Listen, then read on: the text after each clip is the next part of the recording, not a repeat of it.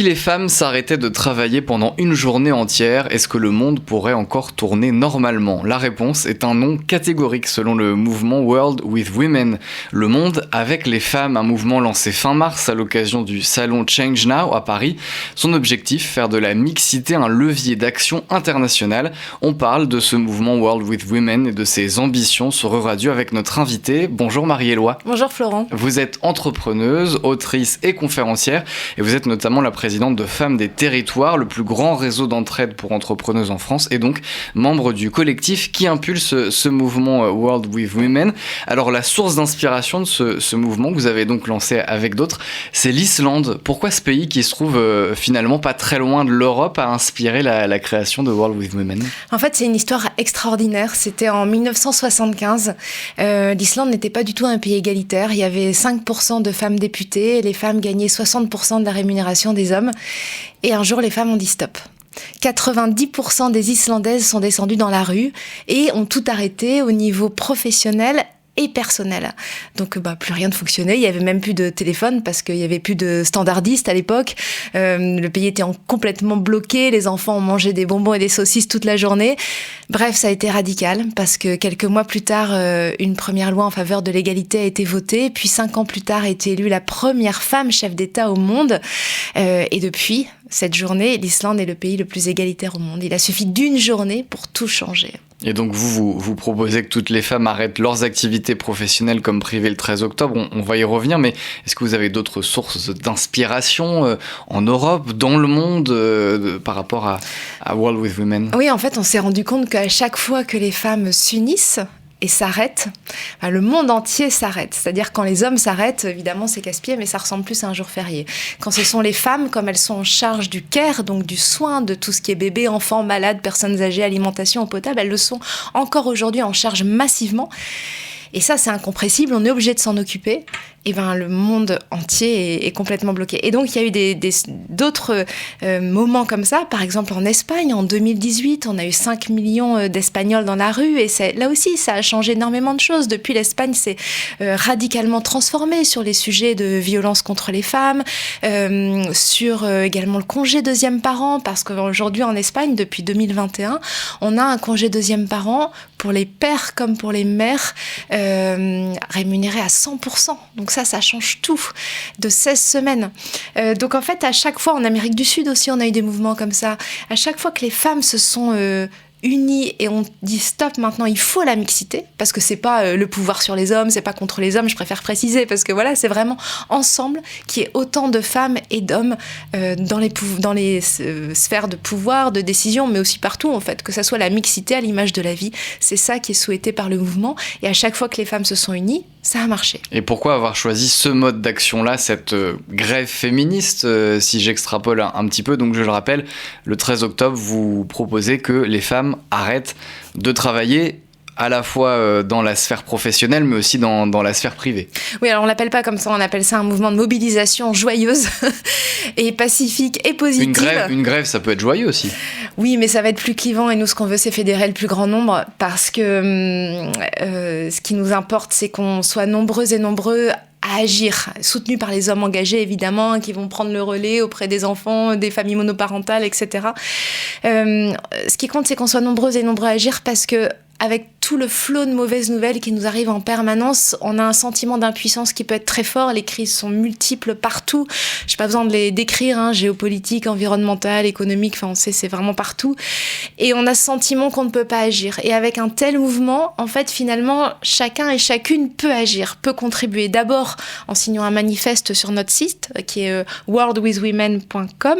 Ensuite, on va organiser une consultation citoyenne internationale pour voir quelles mesures on souhaite mettre en avant auprès des gouvernements, les mesures qui sont efficaces pour instaurer la mixité. Donc il y en a plein. Ça va être un partage de bonnes pratiques et comment on fait ensuite pour les valoriser. Donc chacun et chacune peut agir à travers cette consultation. Et puis dernière chose, effectivement, la journée de mobilisation du 13 octobre où on espère qu'on sera le plus nombreux et le plus nombreuses possible parce qu'on peut toutes et tous, en fait, en tout cas nous qui le pouvons, poser une journée pour participer. Et puis pour toutes celles qui ne peuvent pas, on a encore une plus grande responsabilité de le faire en fait. On est capable de faire ça, de poser une journée, la plupart d'entre nous. Vous parliez du site internet World with Women. Vous donnez des chiffres sur et des constats sur la place des femmes dans la société. 89% des chefs d'État sont des hommes, 94% des chefs des plus grandes entreprises, et c'est aussi par exemple 84% des films réalisés. Pourquoi ces chiffres encore aujourd'hui, en 2026, selon vous, ils sont aussi hauts ? Oui, en fait, ça, ce sont des chiffres qui sont extraits de mon livre « Les femmes sauveront-elles le monde ?» qui est aux éditions Erol. Et en fait, j'ai regardé vraiment tous les domaines. Et dans tous les domaines, partout, tout en haut, on dépasse jamais 10 à 15% de femmes. Et en fait, la mixité, ça commence à être à peu près opérationnel à 35%, mais c'est réel à 50%. Et quand il y a de la mixité, ça transforme absolument tout. Donc vous me disiez pourquoi faire cette journée d'action aussi ? C'est parce que selon l'ONU, l'égalité, elle n'est pas prévue avant 300 ans. Mais alors qu'on sait que quand il y a de la mixité, la paix est davantage protégée, garantie, elle va être signée plus vite, elle va durer plus longtemps, le pays va mieux se reconstruire. C'est pareil pour l'environnement, plus il y a de mixité, plus l'environnement va être protégé, et ça dans toutes les sphères, dans l'agriculture, dans l'économie, en politique. Donc on a urgemment besoin de mixité, et aujourd'hui quand on regarde les chiffres que vous avez cités, il n'y est pas du tout. Et pourquoi c'est ça qui nous emmène dans le mur. Et pourquoi ça avance aussi peu, ça progresse aussi peu ? Parce qu'il y a des peurs, il y a beaucoup de malentendus sur la mixité, il y a beaucoup de peurs. On a vraiment du mal à agir pour les femmes et pour la mixité, parce qu'on a toujours l'impression que quand on agit pour les femmes, on va agir contre les hommes. Et du coup, ça bloque beaucoup. Et cette peur, elle est présente chez les femmes comme chez les hommes d'ailleurs. Mais quand on agit pour les jeunes, par exemple, on ne va pas agir contre les seniors. En fait, c'est la même chose. Quand on agit pour les femmes et la mixité, on agit pour tout le monde et tout le monde en bénéficie. En plus, c'est prouvé. Plus il y a de mixité, plus les hommes en bénéficient. Donc c'est absolument illogique, c'est un manque de bon sens absolu en fait, parce que ça emmène notre société dans le mur. Je reviens juste sur cette phrase, ce qui est intéressant, vous dites plus il y a de mixité, plus ça avantage les hommes, en tout cas les hommes ont à y gagner aussi. Pourquoi ? En fait, déjà, il y a plus de paix. Je pense que la plupart des hommes, l'immense majorité, d'ailleurs, quand il y a des sondages qui sont sur l'égalité, l'immense majorité des Français, par exemple, mais c'est pareil dans la plupart des pays, sont pour plus de mixité et d'égalité et souhaitent que les pouvoirs publics s'en emparent. Donc il y a plus de paix. Je pense que tout le monde a envie de vivre en paix. Il y a plus de protection de l'environnement. Bon, ça, c'est une garantie pour les générations futures. C'est juste une évidence. Il y a de mieux vivre ensemble. Dès qu'il y a plus de mixité, il y a aussi la plus grande locomotive de toutes les formes d'inclusion. Quand il y a de la mixité, par logique, il y a les deux moitiés de l'humanité qui sont à égalité, donc ça veut dire que ça embarque aussi tout le monde. Et dès qu'il y a de la mixité, on voit bien que les sujets d'inclusion sont beaucoup plus au cœur. C'est une autre façon de collaborer aussi. On passe d'un pouvoir sur à un pouvoir avec quand il y a de la mixité. C'est un autre rapport à l'argent. On passe de l'accumulation à une plus juste redistribution des richesses. Des exemples comme ça qui sont prouvés par des études, ça sort pas de nulle part, et tout ça est dans mon livre. Je suis ancienne journaliste, donc je me suis appuyée sur des études, sur des faits aussi, parce que j'ai créé les réseaux majeurs d'entrepreneuses en France. Donc c'est pour ça que je me suis intéressée à tout ça. Les chiffres sont imparables en fait. Mais justement, vous le disiez, vous avez donc, je le rappelle, créé Femmes des territoires, donc un réseau d'entraide entre entrepreneuses en France. Pour vous, comment on inverse la tendance sur la place des femmes dans l'économie et dans le monde du travail plus spécifiquement ? En fait, là, on essaye, c'est très récent que les femmes ont investi le monde professionnel, parce qu'auparavant, il y a eu toutes les lois possibles pour les en empêcher, pour travailler, pour aller à l'université, pour entreprendre, tout a été interdit. Et donc, c'est très récent, l'accès des femmes dans la sphère professionnelle. Donc, on est encore avec des codes dominants, donc pas tout à fait avec un cadre qui permettrait d'inclure le plus grand nombre, femmes et hommes. Et donc, il y a plein de mesures qui sont efficaces, qu'on connaît. Il n'y a juste pas de volonté et pas de moyens dessus. Est-ce qu'il faut aller jusqu'à des quotas en imposant, par exemple, dans une entreprise, est-ce qu'il y ait autant de femmes que d'hommes, en allant plus haut dans les conseils d'administration? Est-ce que finalement, j'allais dire un peu comme ce qui se fait aux États-Unis, parfois il y a des quotas, alors pour la diversité plutôt, mais est-ce qu'il faut imposer les choses? En fait, il y a plusieurs choses. Imaginons un instant les chiffres que vous avez donnés tout à l'heure à l'inverse. Ce serait inacceptable en fait. s'il y avait 89% des chefs d'État qui étaient des femmes, 94% des dirigeants d'entreprise qui étaient des femmes, 98% des dirigeants de banque qui étaient des femmes, et ça, vraiment, comme j'ai dit, on peut aller dans tous les domaines. Ça serait inacceptable, on serait toutes et tous dans la rue pour réclamer la mixité. Pourquoi on ne le fait pas pour les femmes, en fait ? Donc les mesures, elles existent. Vous avez parlé des quotas. Et effectivement, les quotas, c'est très humiliant pour nous qu'on doive imaginer mettre des quotas pour qu'on soit finalement légitime dans les cercles économiques ou politiques. Mais est-ce qu'il ne faut pas passer par là justement pour rendre inacceptables les chiffres dont on a parlé ? En fait, c'est ça. Les quotas, ça fonctionne. En fait, qu'on les aime ou qu'on les aime pas, c'est même pas la question. Dès qu'on met des quotas, ça fonctionne. Et ça, c'est valable partout. Vous l'avez cité dans nos conseils d'administration en France ou dans les COMEX en France, puisqu'il y a 2 lois à ce sujet. Mais c'est pareil, par exemple, dans les villages en Inde où à la tête de certains villages, on a mis des quotas pour qu'il y ait des femmes maires. Mais ça marche en fait, on est passé en 10 ans de 10% de femmes maires à MAIRES à 40%. C'est pareil dans les parlements, dès qu'on met des quotas en fait. Et si on n'en met pas, ça bouge pas. L'éveil est de plus en plus important sur la mixité, sur l'égalité, mais les chiffres ne bougent pas. Donc on est obligé de passer par des mesures, et on sait lesquelles, vous avez cité les quotas, mais il y en a plein d'autres qui sont hyper efficientes, juste elles ne sont pas appliquées. Donc cette journée du 13 octobre, c'est pour demander l'application de ces mesures, et donc on portera les mesures qui auront été issues de la consultation citoyenne et qui seront différentes probablement en fonction des pays et des réalités des pays, on les portera aux différents gouvernements. En tout cas, on ne peut pas attendre 300 ans parce que la planète brûle, on a besoin de mixité maintenant. On n'a pas trouvé de meilleure solution. Une journée, c'est faisable. Et je sais qu'il y a énormément d'obstacles. Là, on n'est pas complètement utopique. On sait qu'il y a énormément d'obstacles. Mais on a aussi une chance de réussir. Et on a vraiment envie de la saisir. On n'a plus le choix, on n'a plus le temps. Il y a trop d'urgence. On parle de la mixité comme levier d'action internationale aujourd'hui sur Euradio. Marie Eloi est notre invitée. Elle a contribué avec d'autres à la création de ce mouvement World with Women. Alors on le sait, il y a déjà beaucoup d'organisations, de mouvements féministes, d'associations qui défendent les droits des femmes et la mixité. Qu'est-ce que vous allez apporter de différent, à part le mode d'action, on l'a dit, cette journée où les femmes vont cesser de travailler. Mais concrètement, qu'est-ce que vous proposez d'autre de différent dans l'approche ? En fait... Depuis MeToo, les femmes se sont unies, ont commencé vraiment à s'unir avec les hommes engagés contre les violences. Nous, ce qu'on aimerait, c'est que maintenant on s'unisse pour qu'il y ait de la mixité dans le monde économique et politique. Et donc c'est un mouvement. Un mouvement, ça veut dire qu'il n'y a pas de présidente, il n'y a pas de président, on est ensemble. Et c'est justement lors du lancement de Change Now, c'était fantastique parce qu'il y avait des femmes et des hommes d'ailleurs de tout secteur d'activité, de toutes origines. Et c'est ça en fait qu'on veut représenter, c'est être ensemble, c'est vraiment tous les réseaux, toutes les femmes, tous ceux qui peuvent, c'est d'être ensemble pour cette journée. Parce que si on est nombreux, ça marchera. Donc c'est cette journée, c'est ce mode d'action et le fait de proposer des mesures pour l'économie et la politique. Et on le sait, l'enjeu pour le mouvement féministe, et d'ailleurs tous les mouvements qui luttent pour l'égalité de manière générale, c'est de s'adresser à toutes les classes de la société, à toutes les catégories. Pourquoi vous y arriveriez plus que d'autres ? Parce que on sent qu'il y a urgence à agir. Les gens ne savent pas comment faire. Les chiffres sont imparables. Les résultats de la mixité sont aussi imparables. On sait que ça fonctionne. Et je crois qu'on est tous et tous conscients qu'il faut agir maintenant. C'est comme s'il y avait un momentum. C'est-à-dire que, par exemple, là, je fais beaucoup de conférences sur ce sujet-là, notamment dans les territoires. Et quand je parle de cette journée, de ce qui s'est passé en Islande, je vois de la jubilation, en fait, chez les femmes. C'est vraiment ce mot-là de jubilation.